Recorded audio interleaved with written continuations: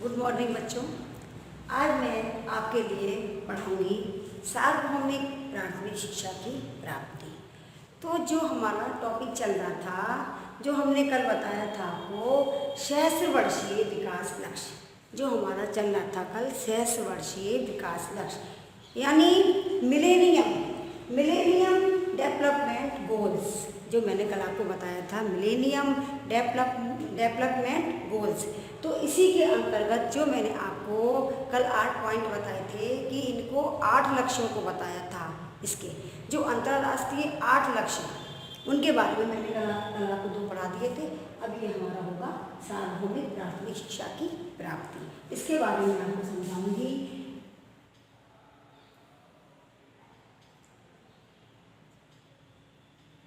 Achieve universal primary education,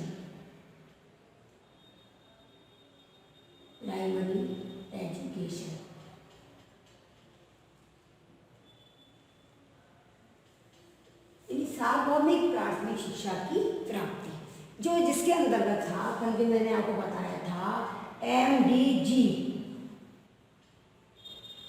यानी millennium development goals, जो हमारा था का सहस्त्रवर्षीय विकास लक्ष्य, यानी इसी के अंतर्गत था MDG। तो हमने कल आपको बताया था कि संयुक्त राष्ट्र संघ के द्वारा इसमें 8 यानी सहस्त्रवर्षीय विकास लक्ष्य में 8 अंतर्राष्ट्रीय लक्ष्यों का निर्धारण किया गया था, जो हमारे 2015 के लिए थे। कल मैंने आपको जो समझाया था इसके बारे में आज हम बनाएगा सार्वभौमिक प्राथमिक शिक्षा की प्राप्ति, कि सभी बालक बालिकाओं को सार्वभौमिक शिक्षा की प्राप्ति किस प्रकार दे सकते हैं। अब इसमें आता है ये द्वितीय लक्ष्य जो है हमारा, ये संपूर्ण विश्व में प्राथमिक शिक्षा सभी बालक बालिकाओं को प्राप्त होने से संबंधित था। ये लक्ष्य हमारा जो था, सार्वभौमिक लक्ष्य जो था हमारा, कि सभी बालक बालिकाओं को विश्व के और इसको प्राप्त होने से संबंधित था। संयुक्त राष्ट्र संघ के द्वारा इसको आर्थिक एवं तकनीकी सहायता उपलब्ध कराने की वचनबद्धता की गई, कि उन बालक बालिकाओं को किस प्रकार से आर्थिक सहायता और तकनीकी सहायता दी जाए, इसकी इसमें वचनबद्धता की गई। भारत में शिक्षा अभियान के लिए विश्व बैंक से अनुदान राशि और संयुक्त राष्ट्र संघ की यानी विश्व बैंक से अनुदान राशि और संयुक्त राष्ट्र संघ की वचनबद्धता का ये परिणाम है। इसके लिए विश्व स्तर पर विकसित देशों को अनुदान प्राप्त किया गया। इसी के अंतर्गत सभी विश्व के देशों को इसमें अनुदान प्राप्त किया गया, और इस लक्ष्य को प्राप्ति के लिए संयुक्त राष्ट्र द्वारा इसमें 2 क्षेत्रों को निर्धारित करने की व्यवस्था की गई। सार्वभौमिक प्राथमिक शिक्षा के अंतर्गत इसमें 2 क्षेत्रों को निर्धारित किया गया। पहला है हमारा प्राथमिक शिक्षा में नामांकन। इसके अंतर्गत पहला आता है हमारा प्राथमिक शिक्षा में नामांकन।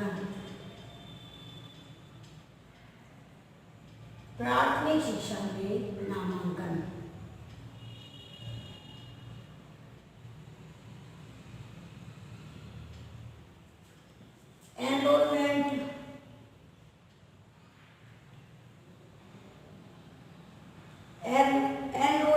In primary education.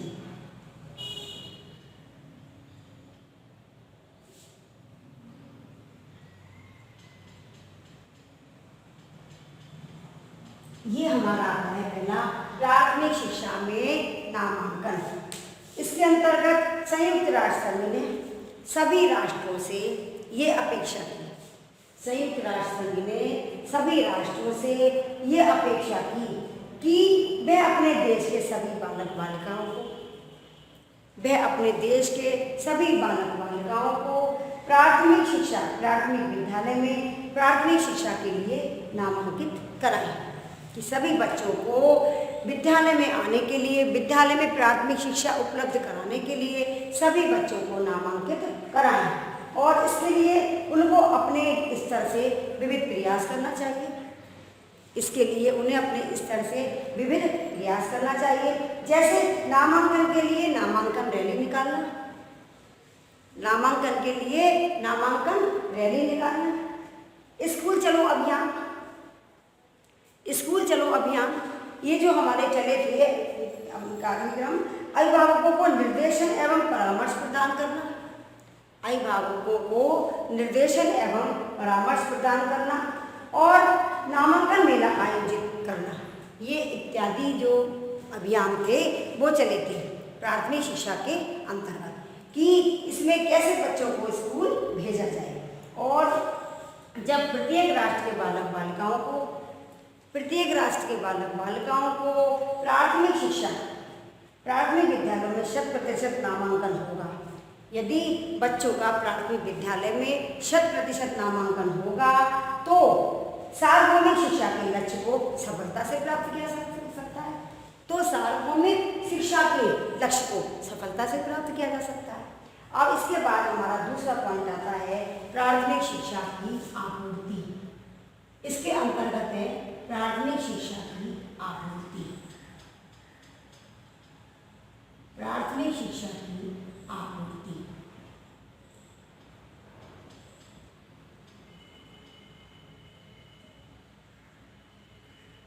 प्राथमिक शिक्षा की आपूर्ति यानी कंप्लीशन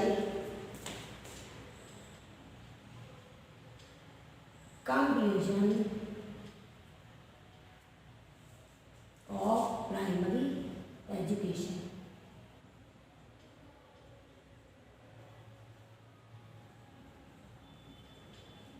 कि इसकी आपूर्ति कैसे की जाए, यदि प्राथमिक शिक्षा की आपूर्ति प्राथमिक शिक्षा के सार्वभौमिकरण के लक्ष्य को प्राप्त करने के लिए द्वितीय क्षेत्र हमारा आता है। द्वितीय क्षेत्र का हमारा सार्वभौमिक प्राथमिक शिक्षा की प्राप्ति के अंतर्गत प्राथमिक शिक्षा की प्राप्ति, तो इसको इस आपूर्ति को चुना गया, यानी प्राथमिक शिक्षा की आपूर्ति को चुना गया, ये हमारा सेकंड लक्ष्य है। तो इसमें इसके अंतर्गत संयुक्त राष्ट्र संघ द्वारा राष्ट्रों से ये अपेक्षा की गई, संयुक्त राष्ट्र संघ द्वारा सभी राष्ट्रों से ये अपेक्षा की गई कि प्रत्येक बालक बालिका को विद्यालय एवं उसमें शिक्षा व्यवस्था उपलब्ध कराएंगे, कि प्रत्येक बालक बालिका को कि कोई भी बच्चा छूटने ना पाए, यानी प्रत्येक बालक बालिका को इसमें इसकी शिक्षा व्यवस्था उपलब्ध कराएंगे। इसके लिए शिक्षकों की विद्यालयों में पर्याप्त व्यवस्था होनी चाहिए, इसके लिए शिक्षकों की विद्यालय में पर्याप्त व्यवस्था होनी चाहिए, और जिससे कि शिक्षक अभिभावकों से मिलकर अभिभावकों को मिले और उसे संपर्क करे और उसको परामर्श और सुझाव दे कि आपको अपने बच्चे को विद्यालय भेजना है, और इसमें शिक्षकों के विद्यालय में पर्याप्त व्यवस्था होनी चाहिए, और पिछड़े क्षेत्रों में अधिक से अधिक विद्यालय खोले जाना चाहिए। पिछड़े क्षेत्रों में जैसे हमारी बैकवर्ड एरिया में जैसे ये झुग्गी झोपड़ी वाले लोग हैं, आदिवासी लोग हैं, तो इन सब के लिए हमें इसमें अधिक से अधिक विद्यालय खोले जाना चाहिए, जहाँ और वहाँ के शिक्षकों को अभिभावक से संपर्क करके और बालकों को विद्यालयों तक लाना चाहिए, कि हमें बालक को विद्यालय में किसी न किसी तरह से लाना है और उनको शिक्षा प्रदान करनी है, और बच्चों के गार्जियन से बात करके उनको विद्यालय तक लाना है। शिक्षकों को सेवारत प्रशिक्षण प्रदान करके और शिक्षकों को सेवारत प्रशिक्षण प्रदान करके शिक्षण विधियों एवं शिक्षा के नवाचारों की शिक्षा प्रदान करनी चाहिए। शिक्षकों को नवाचारों की जानकारी देनी चाहिए। इस प्रकार से राष्ट्र के सभी बालक बालिकाओं को प्राथमिक शिक्षा सरल एवं स्वाभाविक रूप से प्राप्त होगी, यानी सभी बालक बालिकाओं को प्राथमिक शिक्षा सरल एवं स्वाभाविक रूप से प्राप्त होगी। ये हमारे आ गए, ये 2 पॉइंट आ गए हमारे इसके अंतर्गत सार्वभौमिक प्राथमिक शिक्षा की प्राप्ति के अंतर्गत। अब हमारा अगला आता है लैंगिक समानता का, ये मैं रफ कर दे रही हूँ, ये आप बता दें। अब हमारा आगे आता है लैंगिक समानता का। अब हमारा अगला आता है लैंगिक समानता का उन्नयन एवं नारी सशक्तिकरण। नंबर 3 आता है हमारा लैंगिक समानता का, लैंगिक समानता उन्नयन, लैंगिक समानता का उन्नयन एवं नारी सशक्तिकरण, एवं नारी सशक्तिकरण, नारी सशक्तिकरण।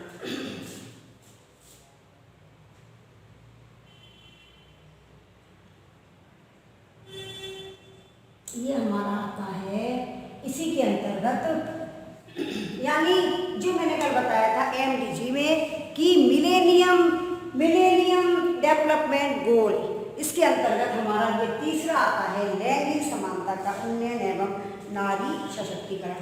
प्रमोट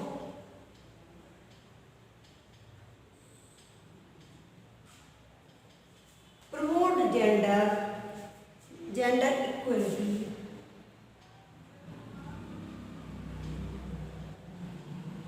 इक्वलिटी,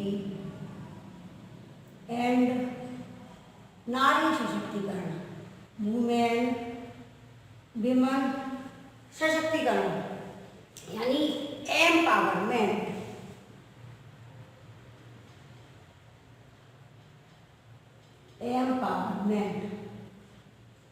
इसके अंतर्गत लैंगिक समानता यानी लिंग समानता, लैंगिक समानता को भेदभाव हटाकर, यानी बालक और बालिका में दोनों में भेदभाव मिटाकर दोनों को समान रूप से शिक्षा प्रदान कराना है। संयुक्त राष्ट्र का ये तीसरा प्रमुख उद्देश्य है हमारा लैंगिक समानता का उन्नयन, कि इसमें किसी भी प्रकार का कोई बालक बालिका के साथ कोई भी किसी प्रकार का भेदभाव ना किया जाए और दोनों को समान रूप से शिक्षा प्रदान की जाए, जिससे नारी का भी नारी सशक्तिकरण हो सके, यानी नारी को भी ताकत मिल सके, जिससे नारी भी मजबूत हो सके, उसका कोई भी किसी प्रकार से शोषण ना कर सके। तो नारी को सशक्त बनाना था जिससे कि कोई भी उसका शोषण ना कर सके। इसके अंतर्गत सन 2005 तक प्राथमिक शिक्षा एवं माध्यमिक शिक्षा में, सन 2005 तक प्राथमिक शिक्षा एवं माध्यमिक शिक्षा में लैंगिक समानता स्थापित करने का तथा अन्य क्षेत्रों में सन 2015 तक इसको स्थापित करने का लक्ष्य निर्धारित किया गया था। 2015 तक इसको स्थापित करने का लक्ष्य निर्धारित किया गया था। इस प्रकार शिक्षा में 2005 तक तथा 2005 तक तथा अन्य क्षेत्रों में 2015 तक कोई भी लिंग भेद नहीं रहेगा, और तथा लैंगिक समानता स्थापित हो सकेगी, और इसके लिए संयुक्त राष्ट्र संघ द्वारा निम्नलिखित क्षेत्रों के विकास को बताया गया है। इसके द्वारा इस लक्ष्य को प्राप्त करके संयुक्त राष्ट्र संघ द्वारा निम्नलिखित क्षेत्रों के विकास को निर्धारित किया गया है। इसके अंतर्गत हमारे और जो कि सरलता से निर्धारित समय अवधि में प्राप्त किया जा सके, इसके अंतर्गत हमारा आता है प्राथमिक शिक्षा एवं माध्यमिक शिक्षा में बालक बालिका अनुपात। इसके अंतर्गत हमारा पहला आता है प्राथमिक शिक्षा एवं माध्यमिक शिक्षा, प्राथमिक शिक्षा एवं माध्यमिक शिक्षा, प्राथमिक शिक्षा एवं माध्यमिक शिक्षा,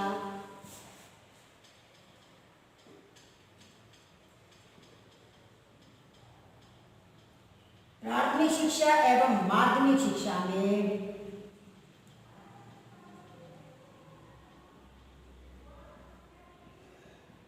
बालक बालिका का अनुपात, यानी माध्यमिक शिक्षा में बालक बालिका अनुपात,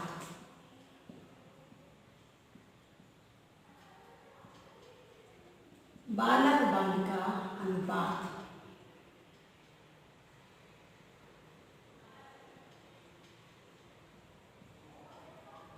ये हमारा है इसमें पहला पॉइंट हमारा है प्राथमिक शिक्षा एवं माध्यमिक शिक्षा में बालक बालिका अनुपात। इसका है हमारा boys and girls boys and girls ratio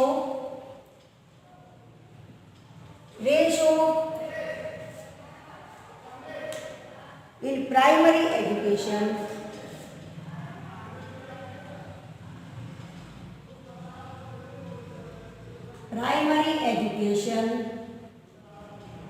and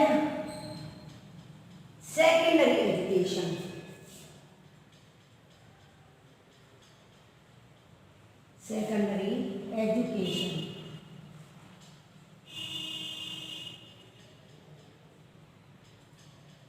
ये हमारा आता है कि किसी में किसी प्रकार का कोई भेदभाव नहीं करना चाहिए।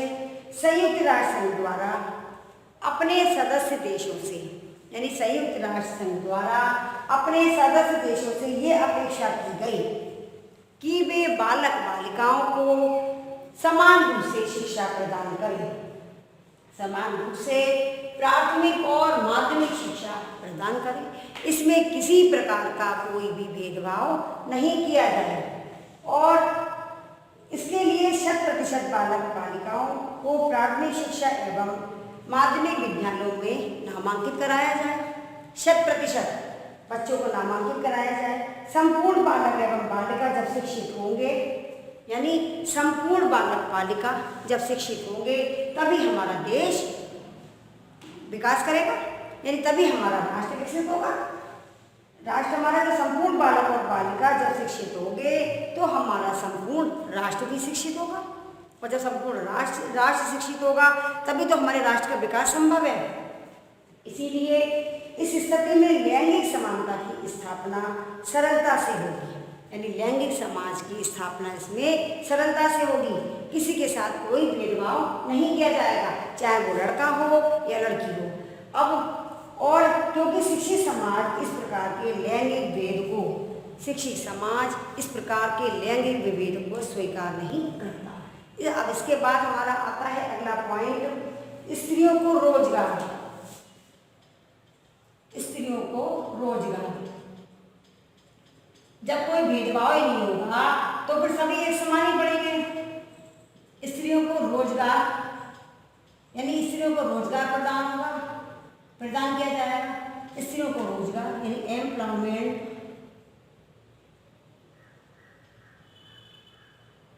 To women.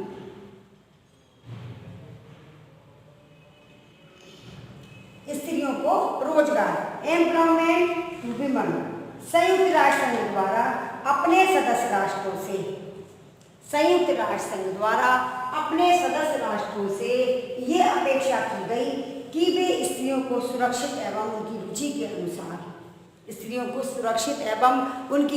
अनुसार रोजगार का चयन करवाएंगे, यानी रोजगार प्रदान करने की व्यवस्था करें।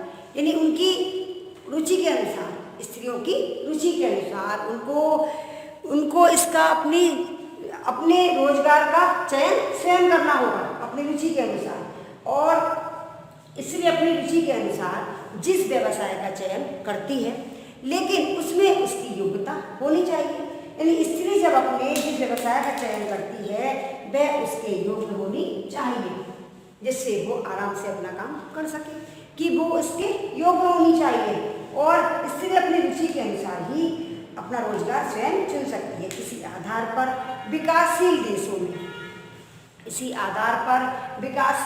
में स्त्रियों को आरक्षण प्रदान किया जाता है।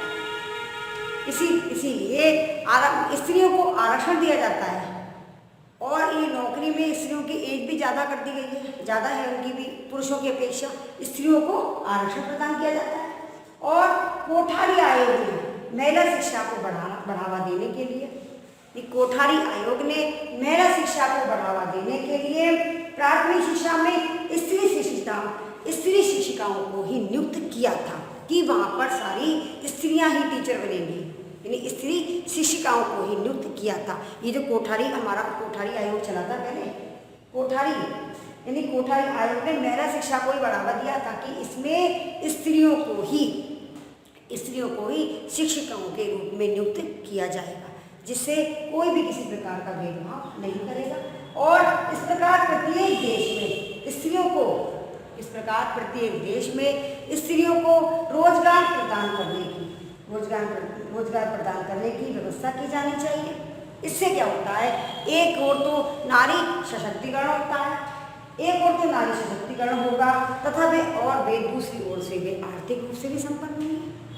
एक ओर तो नारी सशक्तिकरण होगा, ऐसा नहीं है कि नारी को हम पीछे छोड़ दें। और आजकल तो देखो बच्चों, देखा होगा कि नारी पुरुषों से आगे चल रही है।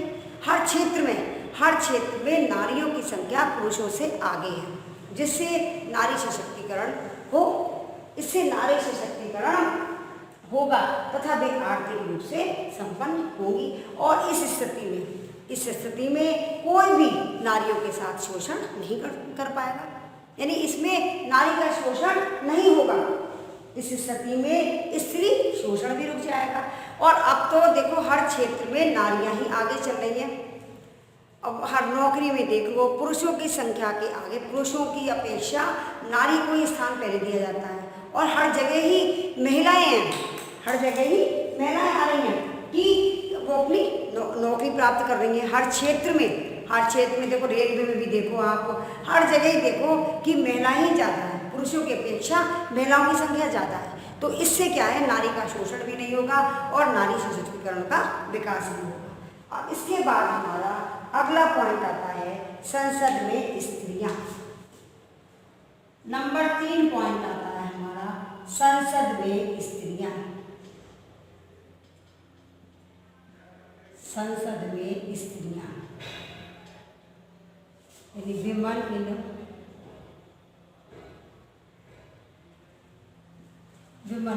पार्लियामेंट।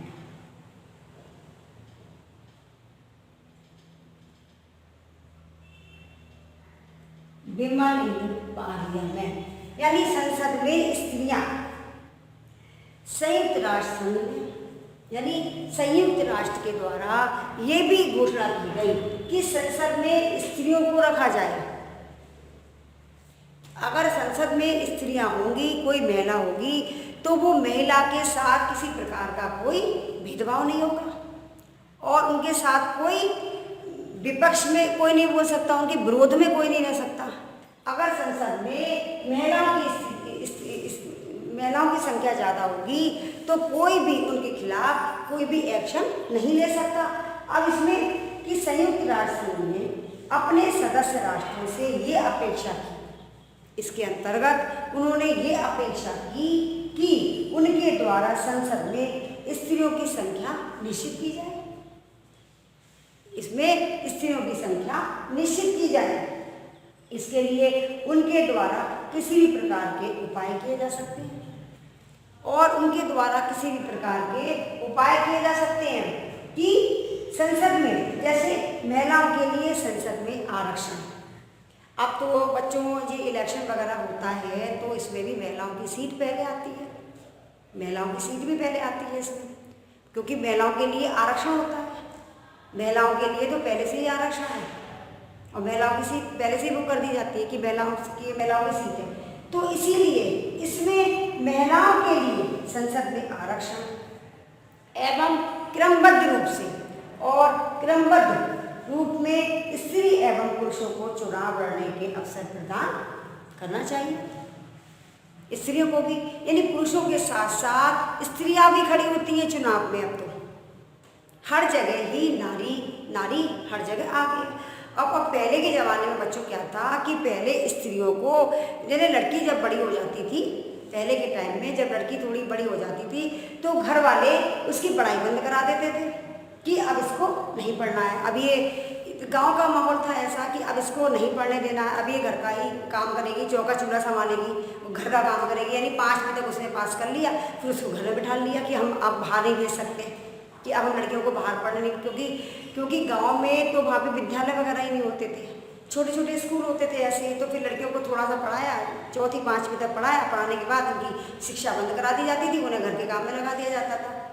और लेकिन आजकल ऐसा नहीं है। आजकल कोई भी, यानी गार्जियंस भी इतने एजुकेटेड हैं कि वो अपने बच्चों को, यानी किसी भी प्रकार का कोई भेदभाव नहीं करता कि लड़की लड़के में कोई भी अंतर नहीं करता। लेकिन आज भी कुछ जगह हमने देखा है अभी भी लड़कियों के साथ भेदभाव किया जाता है कि लड़के को तो लोग बाहर पढ़ने भेज रहे हैं लेकिन लड़की को नहीं भेजते हैं, और जबकि लड़कियां ज़्यादा इंटेलिजेंट होती हैं लड़कों की अपेक्षा, और लेकिन वो अपनी इस सोच के कारण, अपने माँ बाप की सोच के कारण उनको बेचारों को चुप होकर बैठ जाना पड़ता है। लेकिन ऐसा नहीं करना चाहिए।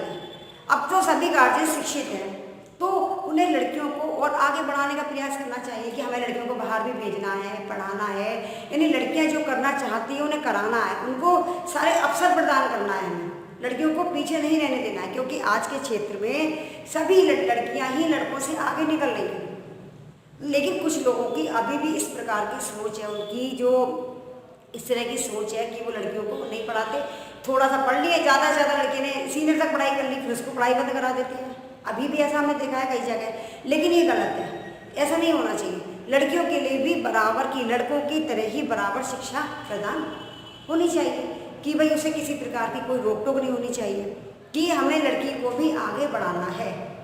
तो इसीलिए इस तरह का नहीं करना चाहिए क्योंकि कुछ माहौल भी ऐसा हो रहा है जिसके कारण लोग लड़कियों को बाहर नहीं भेज पाते हैं।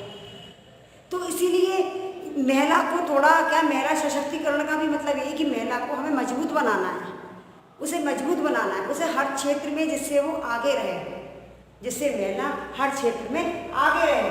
तो इसीलिए उसे भी हमें तो माता पिता की सोच को परिवर्तन करना है, उनकी सोच को बदलना है कि भाई आप किसी भी प्रकार से कोई भी भेदभाव ना करें, लड़कियों को भी वही स्थान दें जो आप लड़कों को देते हैं। तो उनके गार्जियंस को हमें उनकी भी सोच में बदलाव लाना है कि उनके साथ किसी भी प्रकार की कोई अन्याय ना किया जाए, लड़कियों के साथ भी, कि उनको घर में ना बिठाना जाए, उनको भी पढ़ाई करने दी जाए, जिससे वो भी आगे निकले। तभी जब वो आगे निकलेगी तभी तो महिला सशक्तिकरण होगा और हमारे देश का विकास होगा। तो इसीलिए संसद में बताया है कि संसद में स्त्रियां, यानी संयुक्त राष्ट्र संघ के द्वारा संसद में स्त्रियों की संख्या भी निश्चित की जाए कि कितनी स्त्रियों को लेना है, कि संसद में स्त्रियों की संख्या भी निश्चित की जाए। इसके लिए उनके द्वारा किसी भी प्रकार के उपाय किए जा सकते हैं, किसी भी प्रकार के उपाय किए जा सकते हैं। जैसे महिलाओं के लिए संसद में आरक्षण एवं क्रमबद्ध रूप में स्त्री और पुरुषों के, क्रमबद्ध रूप में स्त्री और पुरुषों के चुनाव लड़ने के अवसर प्रदान करना आदि। और जब संसद में महिला सदस्य होगी तो वे महिलाओं के कल्याण के लिए विभिन्न प्रकार के कानूनों का, यानी जब संसद में महिला होगी, जब संसद में महिला सदस्य होगी तो वे महिलाओं के कल्याण के लिए विभिन्न प्रकार के कानूनों के निर्माण में सहायता कर सकेंगी। तो वो विभिन्न प्रकार के प्रयासों के द्वारा कानूनों के निर्माण में सहायता कर सकेंगी तथा उन विधेयकों का भी विरोध कर सकेंगी जो कि पुरुष वर्ग भी स्त्रियों के महत्व को, जो कि महिला सशक्तिकरण एवं महिला कल्याण के विपक्ष में होंगे। यानी जो अगर संसद में महिला सदस्य होगी तो वो उस पुरुष वर्ग में उनका विरोध कर सकती है, उसमें विधेयकों का विरोध करेंगी जो कि महिला सशक्तिकरण और महिला विकास के लिए, महिला कल्याण के विपक्ष में होगी। तो महिला सदस्य जो होगी वो उनका विरोध भी कर सकती है, उन विधेयकों का विरोध भी कर सकती है जो कि महिला सशक्तिकरण एवं महिला कल्याण के विपक्ष में होंगे। इस प्रकार की स्थिति में पुरुष वर्ग भी स्त्रियों के महत्व एवं शक्ति को समझ सकेगा। इस प्रकार की स्थिति में पुरुष स्वयं ही महिला के सशक्तिकरण और उसके महत्व को समझ सकेगा कि हाँ भाई महिला भी ताकतवर है और इसकी भी बहुत ज़्यादा इम्पोर्टेंस है। यानी तभी तो वो समझ सकेगा, पुरुष वर्ग भी समझ सकेगा, महिला के सशक्तिकरण और महत्व को समझ सकेगा तथा उनको अपने समकक्ष मानने लगेगा कि ये भी हमारे बराबर ही भागीदार है। और वरना तो लोग स्त्रियों का शोषण ही करते रहते हैं, और घर में भी कुछ पति वगैरह ऐसे देखे हैं जो स्त्रियों को आगे नहीं बढ़ने देते कि नहीं क्या करना है, आप बस यही इतना ही काफ़ी है। तो कहीं कहीं पे देखा है कि पुरुष भी महिलाओं को आगे नहीं निकलने देते हैं, तो ये अन्याय है। अगर महिला आगे बढ़ना चाहती है तो उसको अवसर दिया जाए, तो इसीलिए उनकी रोक टोक को बदलना है, उनकी सोच को बदलना है। जिससे महिला सशक्तिकरण हो सके। और इसमें और इस आधार पर और इसी आधार पर लैंगिक समानता, इसी आधार पर लैंगिक समानता एवं नारी सशक्तिकरण के लक्ष्य को प्राप्त किया जा सकता है। यही लैंगिक समानता की उन्नति हो सकती है, यानी किसी भी प्रकार का कोई भेदभाव ना किया जाए, जिससे उनका नारी सशक्तिकरण अपने आप ही उनका विकास होगा। जब उनके साथ किसी प्रकार का कोई भेदभाव नहीं होगा तो नारी सशक्तिकरण के लक्ष्य को प्राप्त किया जा सकता है। तो स्वयं ही नारी सशक्तिकरण के लक्ष्य को प्राप्त किया जा सकेगा। अब बच्चों, आज का टॉपिक हमारा यहीं समाप्त होता है। कल मैं इसको आगे का पढ़ाऊंगी। जो मैंने आपको 8 लक्ष्य बताए थे, अंतर्राष्ट्रीय लक्ष्य, यानी जो हमारा कल का टॉपिक चल रहा था कि 66 वर्षीय विकास लक्ष्य, जो हमारा चल रहा था मिलेनियम डेवलपमेंट गोल, इसके अंतर्गत जो हमारे 8 लक्ष्य थे, जो 8 हमारे इंटरनेशनल गोल्स थे, उनमें हमारे 3 हो गए। अब मैं आपको कल नंबर 4 पढ़ाऊंगी, यानी चौथा लक्ष्य मैं आपको बताऊंगी। आज का टॉपिक हमारा